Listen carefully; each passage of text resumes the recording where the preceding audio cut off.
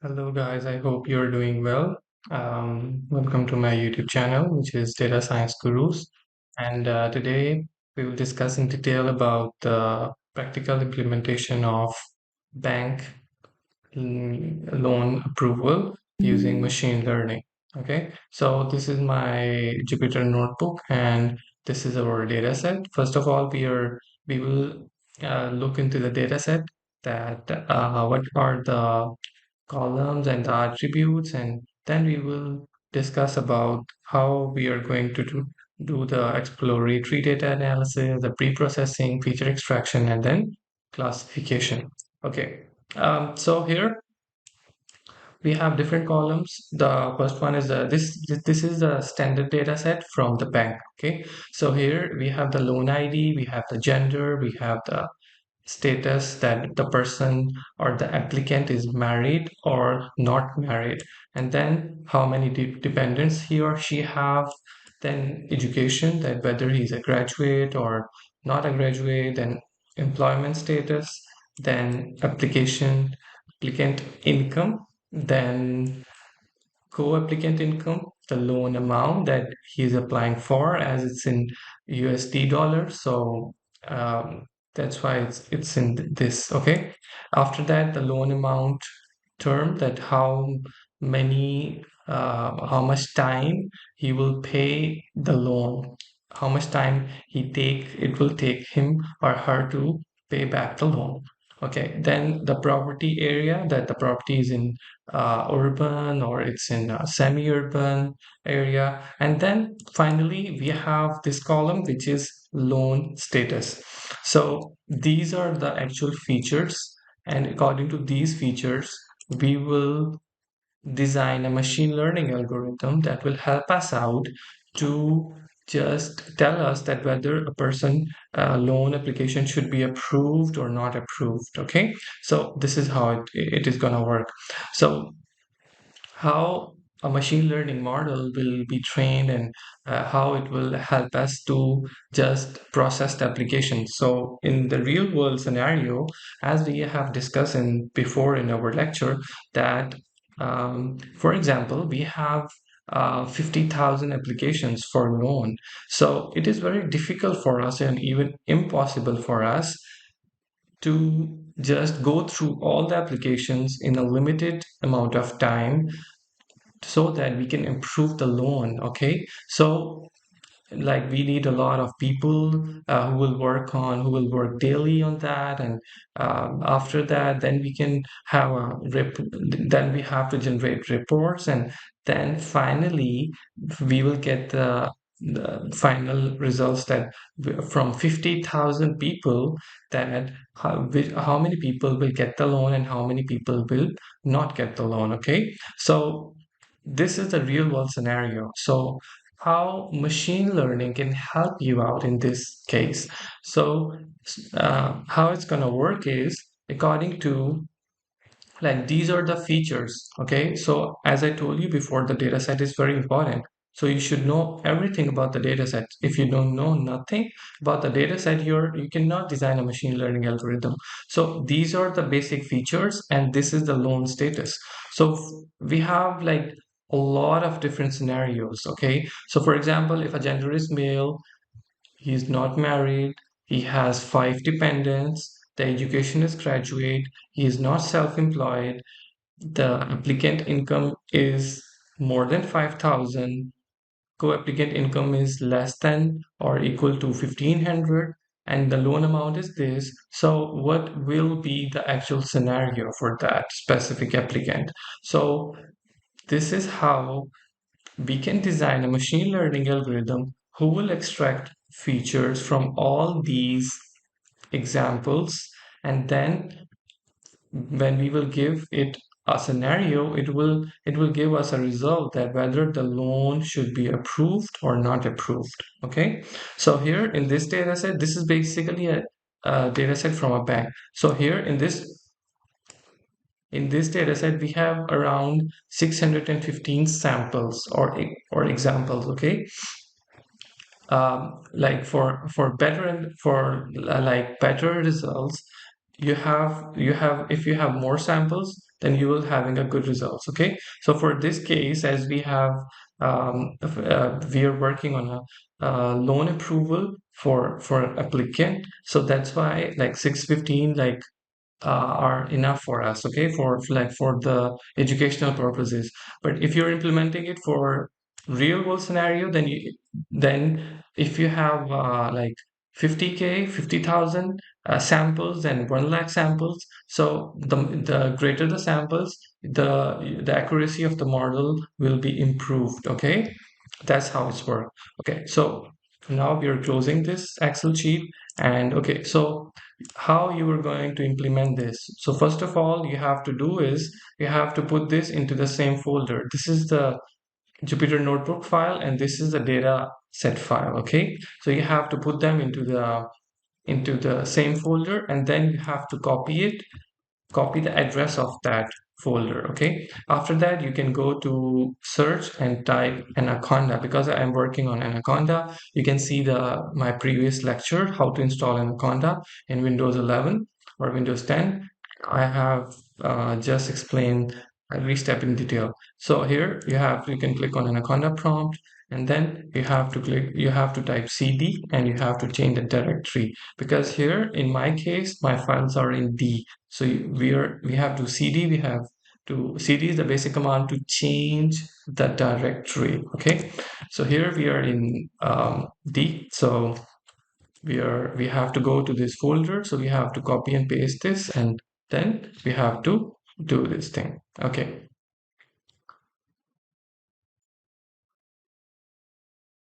Okay, now you have to type this and then cd, and then you have to type the path of that folder. So here we have this path, so we have to do this, and then you can see that it's inside this folder, and then we can type Jupyter notebook. Okay, and it will open a Jupyter notebook for us.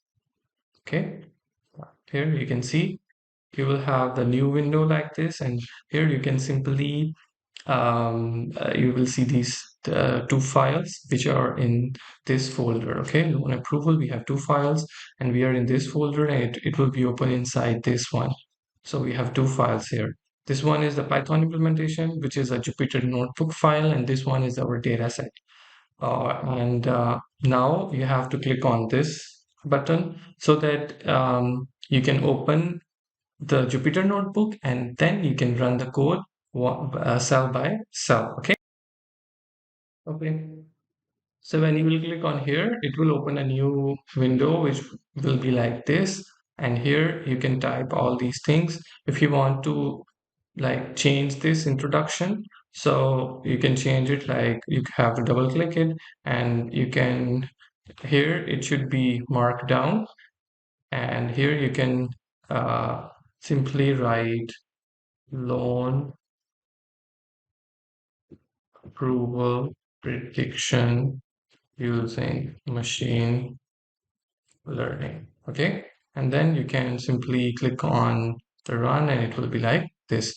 So here we are going to do the loan approval prediction using machine learning, and these are the machine learning algorithms we are going to use for the prediction. First of all, we are importing the library. So uh, for the libraries, we have to use the import function, which is import numpy as np. This is a library name, and we are importing it as np, so that we don't have to write numpy again and again. Okay, so this is how it works. After that, here we are going to load the CSV file of our data set. Okay, so what is the actual command for that? As you know that we have discussed before, the PDF files, the CSV files are can be loaded in pandas data frame. So you have to do the read underscore CSV function. Okay, so you have to write, as we have imported it, the pandas as PD, import pandas as PD. So here you have the DF is basically a data frame, PD is the pandas data frame. When you will press dot, it will show you centered functions. Okay, so if you want to load the Excel SX file, then you have to write the Excel file. Okay, for CSV, because the extension is CSV, so you have to write the CSV here, and then you have to put the name of that with the extension, the dataset with the extension, and this is the function which is the df.head. It will show you the first 5 records. So for example, if I'm going to write 20 inside the brackets, it is going to show me the first 20 records, okay, for that. And another thing you can do is you can also, if you want to see the last 20 records then or samples, you can type df.tail, okay, df.tail 20, and it will show you the last 20 records for this. Okay, so here you can see that how you can load the CSV file inside the pandas data frame. Okay, so after that we can just like explore our data set. The exploratory data set data analysis is very important, especially in the research, because if you are not familiar with the data set, then you cannot do the predictions. So that's why it's very important. So here you can see that df.info is a basic function. It will show you the column names and their data type, that what is the actual data type for that specific columns. Okay, it will show you the actual number of entries from 0 to 613. Total we have the 13 number of columns. These are the column names. These are the like null values, then what are actually, it has null or not. Null is basically a 0 or the missing value, and d type shows the data type. After that we have to see the data set shape. So here it has, this is df.shape. df.shape tell us that how many rows and columns are there. So it has 614 number of samples, and like rows, and 13 columns. Okay, after that we are going to discuss about the categorical columns, that what are the actual columns that have the categories actually. Okay, and what are the columns that have the numerical values.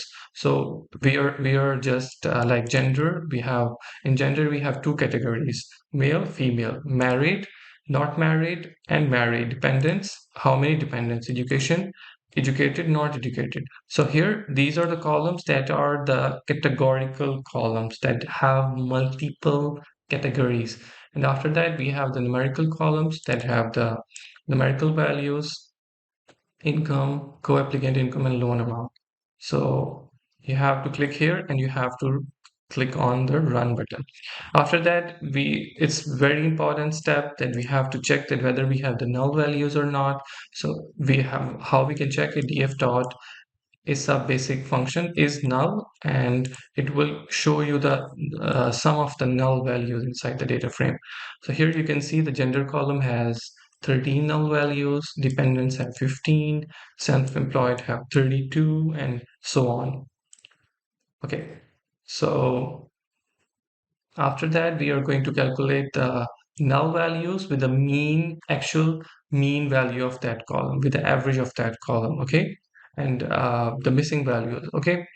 So here we are checking again the information about the data frame. Then we are plotting the charts, that what is the like number of male samples, like the applicants who have a gender male, who have a gender female, whose applications were approved, not approved, dependents, how many dependents. Zero has the, most of them are zero, most of them, like few of have the 1 dependent, few have 2 dependents, and we have a very less number of applicants for loan who have 3 plus. Okay, here you can see the and all those applicants which are graduate and not graduate. Okay, these are like around 400 to like 450, 470, 480 are graduate, and like nearly equal to 100 to 200, between the range of 100 to 200, they're not graduate. Okay, so like dependence, education, like urban, rural, urban, rural, and semi-urban Okay, so here we are actually generating the graph. We are doing the exploratory data analysis for that, so that we can have the brief knowledge of the data set, that what are the columns of the data set and how things are working. After that, we are calculating the percentages and male applicants in gender variable. 81% are male, 18.24 are female applicants. Yeah, applicants that are married, 65%. From these all stats, we can know we come to know that the married people are more, there are more married people who are actually applying for the loan. Okay, and simply 34.69 are the applicants who are not married and they have applied for the loan to the bank, and so on. Okay. After that, we have the we want to um, check that loan approval status for males and females. Okay, why this color is telling us the yes for males, and this color and is telling us the no, okay, for females. Okay, so here total we have different graphs that whether loan was approved or not approved according to the categories we have in our data set. After that, we have to describe our data. We have to like we can count the mean, standard deviation, minimum value, the maximum value, the 25th person, 50th person, 75th person, and the maximum for that specific column. Okay. After that, we can also plot different other plots so that we can have the brief idea of our data set.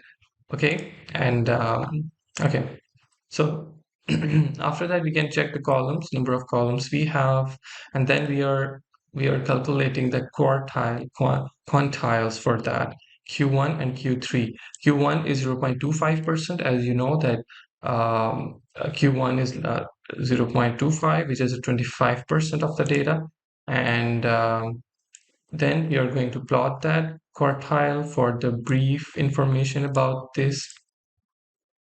Okay, and okay, here we have the, like we are just, as we have very less number of samples for no, and we have more samples for yes. So we are facing the class imbalance problem. Okay, so how we can write it? Let me show you.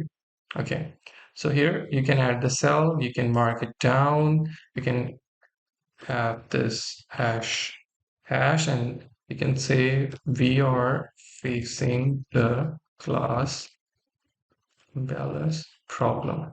Okay, so what is actually the class imbalance problem? The class imbalance problem is that for example, in this scenario, we have two classes. The loan, all those applicants whose loan was approved, and the second one is whose loan was not approved. So we have two classes. So in the data set, for example, we have 100 samples. So if we have more samples for a specific class, then it is called as class imbalance problem. Because for example, if you're training the data that has 80% loan, 80% of the applicants whose data, whose applicants whose application was approved for loan, and 20% who didn't, whose application was not approved. So in this scenario, the model you have is the biased model, because you have more samples for the approval class. So that's why your machine learning algorithm will not work properly. So you have to overcome this problem. So for this scenario, for this kind of issues, if we are facing class imbalance problem, we have to do we have to equalize the number of samples for each class. So this is how we are actually applying a smart algorithm. You can study about it. I will make another video on that and what actually a smart is. Basically, we are generating the synthetic data for the class which has a less number of samples, so that we can equate the number of samples. Like it should be 50-50 so that our model can perform more better. Okay, so this is how we are actually working. So here loan status was, we have two variables. We always have two kind of variables, the dependent and the independent variables. Okay, so the loan status, we are actually doing the prediction on this loan status, that whether it can be approved or not, and it should be in the x category. It should be an x variable, and the all the like it should be dropped from the x, and all of the other variables and the loan status should be in y. Like we are dropping loan status, like we have 13 columns, but we are dropping loan status, and rest of the 12 will be in x. Okay, and loan status is actually our main concern, so it should be in the y. After that, we are doing the smart, and we are doing the balance, class balance. um, we are actually dealing with the class imbalance problem. So here you can see that for 1 and 0, basically this shows us, the 1 shows us we have converted the categorical into 1 and 0. Okay, 1 shows approval, and the 0 shows the not approval. So here you can see that total we have the equal number of samples for both of the classes. So we have just resolved the issue of the class imbalance problem. Okay, so here we have just transformed the min-max scalar on X. Then we are splitting the data by using train test split function. And what is X train? What is Y train? What is X test? What is Y test? These questions should be in your mind. And what is test size should be 0.20. Okay, so here we have, always just remember in your mind that you have to split the data into training and the testing, and how much amount of the data will be in the training and how much will go to the testing. This can be defined here, the test size. If we put 0.20, which means that the test size is 20% and the 80% data should be used for the training. And one more thing you have to remember is, always make sure that the training data should be greater than the testing data, because you have to do a lot of uh, stuff, or you have to do a lot of reading to just sit in the exams. So in the same scenario, the training in this case, 80% is for training and the 20% is for testing. And it will be split it into X train, X test, and Y train and Y test. X train has the all the features, okay, and X test has the number of all the samples. Y train has the features, and Y test are the number of the classes, like loan status. Okay, loan status should be in X test and Y test. Okay. So here we have split the data, 80% training, 20% testing, and then we are doing the prediction using LR, logistic regression. And here you have made the object for that, and maximum iterations are 500 and state was 1. And then LR classifier dot fit, you have to write the same. You have to fit the function with X train and Y train. It is training the data on the by using logistic regression, and after that you have to do the predictions. How you're going to do that? LR classifier dot predict, we have the predict function, and we are doing the prediction always on the X test, and then here are the predictions. After that, classification, we have to calculate the classification report, print classification report, y test and y predict, and classification report, y test, y predict.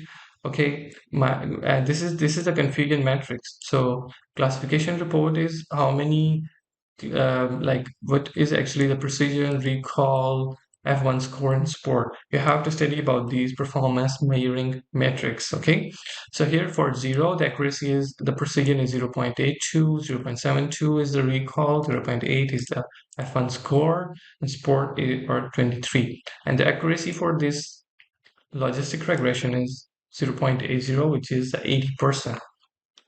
Here, this is our main like the confusion matrix. So when you will sum, you have like we have splitted the data here for 20% of the training. So you for how you will calculate how many samples we have for the 20% of the whole data. So for example, if you have the 615 columns rows, then you have to calculate this 20% of 615, and then you have to sum all of them. Then you will get the actual number of samples for the testing, and these are the actually true positive, true negative, and false positive and false negative. Okay, so you can study the performance measuring matrix. We have the formulas for each, for accuracy, for precision, recall, F1 score, and sport. Okay, secondly, we have applied the KNN, which is K nearest neighbor. The accuracy here for this specific scenario is 86.67, which is much, much better than the logistic regression. Okay, after that, we have done the SVM, which is a support vector machine, which is a very good algorithm for the classification. And same, we have just make the object for that, and then we have from that object we have to fit the function x train and y train. Then we can, from this classifier, we have to use a predict function to do the prediction on x test. Always we have the predictions here, then we have to predict with the actual y test and the predicted y test. Okay, and here it has the calculation classification reports and details, so that the accuracy is 77.78%, which is not much greater improved. So after that, we have applied the naive Bayes algorithm with the categorical NB naive Bayes, and this is the object, same scenario, and the accuracy is 82.22%. After that, we have applied the naive Bayes with the Gaussian naive Bayes. Okay, accuracy is 80%. After that, we have applied the decision tree algorithm, which is accuracy is 84.44. And after that, we have applied the random forest in which we can have the better accuracy most probably. But up till like so far, the best accuracy we have is for 86.67%, which is with K nearest neighbors. Okay, so okay, here the accuracy is 88.89. So we can compare the accuracy with KNN. Okay, so the with KNN the accuracy was 86.67, which is this one. And from with the naive Bayes, with forest random forest accuracy is 88.89%, which is far better than the other machine learning algorithms. So which is 88.89, which is the highest accuracy we got. Okay, so this is the implementation for the loan approval prediction using machine learning. And you can also, like, if you want to do the any of the changes or do the exploratory data analysis or anything with this code, I will upload this on my website as well, which is insightsofai.com. And you can also have my blog article on that as well. Okay, after that, I will also upload this in my GitHub as well, so that you can load it. You can download the data, and you can also implement this and test the code by yourself as well. Thank you so much for today. For more videos, please subscribe to my YouTube channel. We'll see you in the next video. Thank you.